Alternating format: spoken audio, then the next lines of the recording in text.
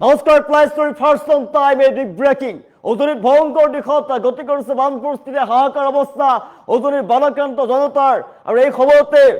গৃহমন্ত্ৰী অমিত শ্বাহ ৰাজ্যৰ মুখ্যমন্ত্ৰী হিমন্ত বিশ্ব শৰ্মালৈ ফোন কৰিছে আৰু মুখ্যমন্ত্ৰীগৰাকীলৈ ফোন কৰি বান সমস্যাৰ বুজ লৈছে শীঘ্ৰেই অসমলৈ আহিব কেন্দ্ৰীয় দল আৰু কেন্দ্ৰীয় দলটোৱে পৰ্যবেক্ষণ কৰিব বানত ক্ষতিগ্ৰস্ত জনতাৰ দুখৰ খবৰ ল'ব আৰু ইয়াৰ সমাধান কেনেদৰে কৰিব পাৰি সেয়া তেওঁলোকে নিৰ্ণয় কৰিব আৰু কেন্দ্ৰীয় চৰকাৰে অসমৰ জনতাৰ পক্ষত আছে বুলি আস্থা প্ৰকাশ কৰিছে এতিয়া অসমৰ জনতাৰ কাষত আছে বুলি কথা দিছে গৃহমন্ত্ৰী অমিত শ্বাহে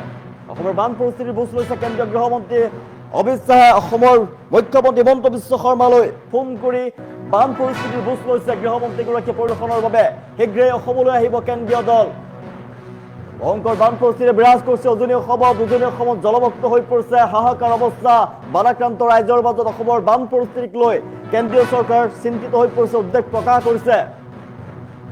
টেলিফোন যোগে অসমৰ বানৰ বুজ লৈছে গৃহমন্ত্ৰী অমিত শ্বাহে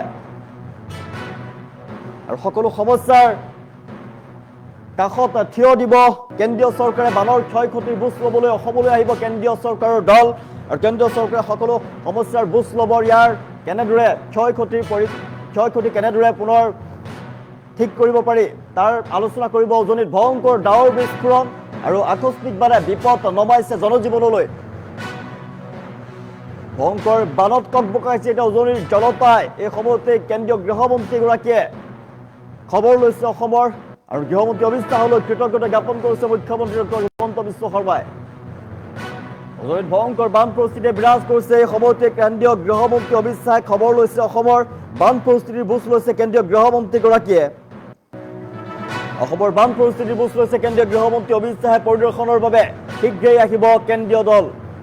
অসমৰ বান পৰিস্থিতিক লৈ কেন্দ্ৰীয় চৰকাৰে উদ্বেগ প্ৰকাশ কৰিছে টেলিফোন যোগে অসমৰ বানৰ বুজ লৈছে অমিত শ্বাহে বানৰ ক্ষয় ক্ষতিৰ বুজ ল'বলৈ অসমলৈ আহিব কেন্দ্ৰীয় দল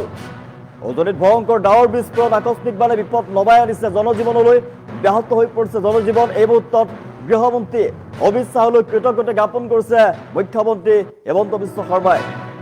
মুখ্যমন্ত্ৰীলৈ ফোন কৰি অসমৰ বান পৰিস্থিতিৰ বুজ লৈছে গৃহমন্ত্ৰী অমিত শ্বাহে শীঘ্ৰেই অসমলৈ আহিব কেন্দ্ৰীয় মন্ত্ৰালয়ৰ প্ৰতিনিধি দল বানত হোৱা ক্ষয় ক্ষতিৰ অধ্যয়ন কৰিব পুনৰ্বাসনৰ পৰ্যালোচনা হ'ব বানত ক্ষতিগ্ৰস্ত অসমৰ জনতাৰ কাষত কেন্দ্ৰীয় চৰকাৰ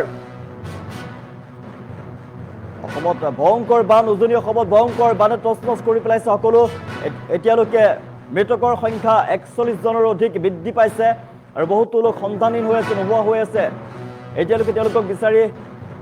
SDRF NDRF বাহিনীৰ ফালৰ পৰা উদ্ধাৰ অভিযান অব্যাহত ৰখা হৈছে কিন্তু তেওঁলোকৰ সন্ধান লাভ কৰিব পৰা নাই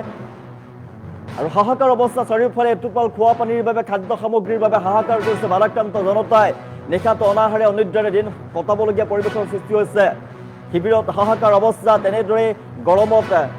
সময় পাৰ কৰিছে বানাক্ৰান্ত জনতাই উজনিৰ যে পৰিৱেশ সেই পৰিৱেশ আমি বৰ্ণনা কৰি হয়তো আপোনাক বুজাব নোৱাৰিম সমগ্ৰ বান পৰিস্থিতিৰ বুজ লৈছে ৰাজ্যৰ মুখ্যমন্ত্ৰী ডক্টৰ হিমন্ত বিশ্ব শৰ্মাই এতিয়া উজনিত বান পৰিস্থিতিৰ বুজ লৈছে ৰাজ্যৰ মুখ্যমন্ত্ৰীগৰাকীয়ে উজনিত বান পৰিস্থিতিৰ বুজ লৈ ৰাজ্যৰ সকলো ৰাইজৰ সমস্যাৰ সমাধান কৰাৰ প্ৰতিশ্ৰুতি প্ৰদান কৰিছে মুখ্যমন্ত্ৰীগৰাকীয়ে আৰু অসমৰ বান পৰিস্থিতিক লৈ মুখ্যমন্ত্ৰীলৈ টেলিফোন যোগে সকলো সমস্যাৰ বুজ লৈছে গৃহমন্ত্ৰী অমিত শ্বাহে আৰু শীঘ্ৰেই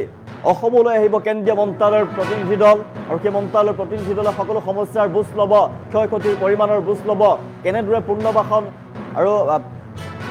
সম্ভৱ কৰিব পাৰি কেনেদৰে পুনৰ নিৰ্মাণ কৰিব পৰা যাব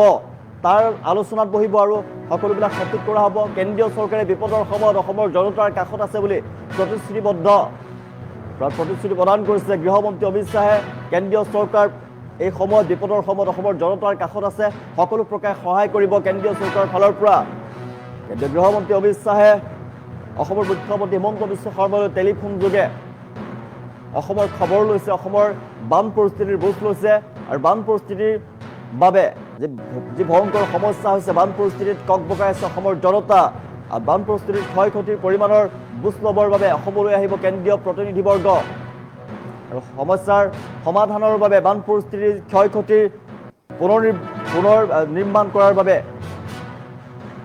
পুনৰ্বাসন কৰাৰ বাবে যি সহায় কৰিব লাগিব এই সহায় কৰিব কেন্দ্ৰীয় চৰকাৰৰ ফালৰ পৰা আশ্বাস প্ৰদান কৰিছে কেন্দ্ৰীয় গৃহমন্ত্ৰী অমিত শ্বাহে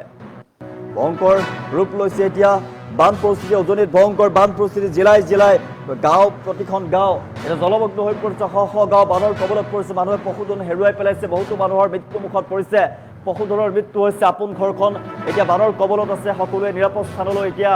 গতি কৰিছে নিৰাপদ স্থানত আশ্ৰয় লৈছে কিন্তু খোৱা বস্তুৰ হাহাকাৰ পানীৰ বাবে তেওঁলোকৰ হাহাকাৰ ইটোপাল খোৱা পানীৰ বাবে হাহাকাৰ কৰিবলগীয়া পৰিৱেশৰ সৃষ্টি হৈ পৰিছে আৰু এই সময়তে উজনি অসমৰ জনতাৰ যি দুৰ্দশা এই দুৰ্দশা হয়তো আপোনাক বৰ্ণনা কৰি বুজাব নোৱাৰিম আৰু সকলো অসমবাসীয়ে কামনা কৰিছে শীঘ্ৰেই বান পৰিস্থিতি শাম কাটক আৰু এই সময়তে কেন্দ্ৰীয় চৰকাৰৰ ফালৰ পৰা ফোন আহিছে খবৰ লৈছে কেন্দ্ৰীয় চৰকাৰৰ ফালৰ পৰা গৃহমন্ত্ৰী অমিত শ্বাহে অসমৰ মুখ্যমন্ত্ৰীলৈ ফোন কৰি সমস্যাৰ বুজ লৈছে আৰু সকলো প্ৰকাৰে সহায় কৰাৰ আশ্বাস প্ৰদান কৰিছে গৃহমন্ত্ৰীগৰাকীয়ে এই গৃহসভালৈ আহিব কেন্দ্ৰীয় চৰকাৰৰ প্ৰতিনিধি দল আহিব মন্ত্ৰালয়ৰ ফালৰ পৰা আৰু সকলো সমস্যাৰ বুজ ল'ব কেনেদৰে সকলো পুনৰ্বাসন কেনেদৰে কৰিব পাৰি ক্ষয়ক্ষতিৰ অধ্যয়ন কৰিব পুনৰ্বাসনৰ আলোচনা হ'ব পৰ্যালোচনা হ'ব বানত ক্ষতিগ্ৰস্ত অসমৰ জনতাৰ কাষত কেন্দ্ৰীয় চৰকাৰ আছে বুলি তেওঁ আশ্বাস প্ৰদান কৰিছে অসমৰ মুখ্যমন্ত্ৰীক ভয়ংকৰ ৰূপত বৃদ্ধি পাইছে বান উজনিত ভয়ংকৰ ৰূপ লৈছে বানে সংঘাৰী ৰূপ ধাৰণ কৰিছে এতিয়ালৈকে বহুতো লোকৰ মৃত্যু হৈছে বান পৰিস্থিতিৰ বুজ লৈছে কেন্দ্ৰীয় গৃহমন্ত্ৰী অমিত শ্বাহে পৰিদৰ্শনৰ বাবে শীঘ্ৰেই আহিব কেন্দ্ৰীয় দল টেলিফোনযোগে অসমৰ বানৰ বুজ লৈছে গৃহমন্ত্ৰীগৰাকীয়ে শীঘ্ৰে প্ৰতিনিধি দল আহিব অসমৰ বানৰ বুজ ল'ব আৰু ক্ষয়ক্ষতিৰ পৰিমাণৰ বুজ ল'ব কেনেদৰে পুনৰ্বাসন কৰিব পাৰি কেনেদৰে আকৌ সকলোবিলাক ঠিক কৰিব পাৰি তাৰ বাবে পৰ্যালোচনা কৰিব দলটোৱে